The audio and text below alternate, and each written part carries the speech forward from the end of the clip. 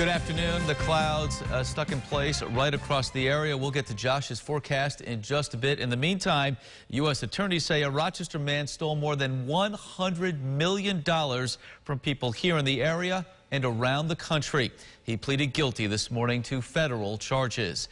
Kayla Green spoke with the attorneys this morning. Kayla, what did we learn? How did this happen?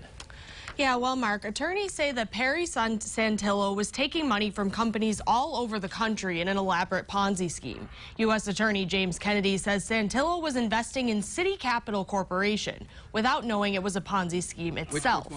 That company went under. Santillo bought it to try to gain back some of the money he'd lost. He wound up going from the victim of a Ponzi scheme to running one.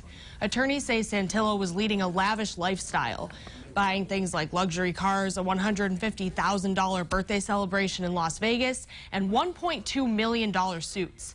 They say he also commissioned a rap song about himself. In the Western District of New York, Santillo is pleading guilty to conspiracy to fraud, conspiracy, and money laundering. These charges hold a maximum sentence of 20 years in prison and a $1 million fine. Kennedy says investment advisors violating trust in a situation like this isn't uncommon. Oftentimes,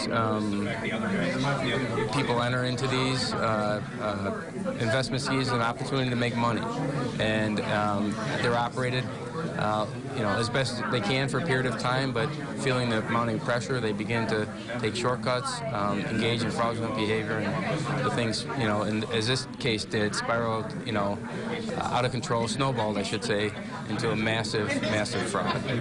As part of his plea, Santillo is also agreeing to plead guilty to a mail fraud charge pending against him in the Middle District of Pennsylvania.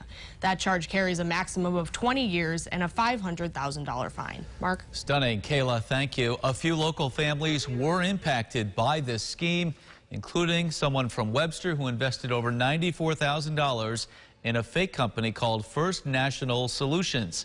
A Victor couple lost about $214,000 after investing in First National and another fake company.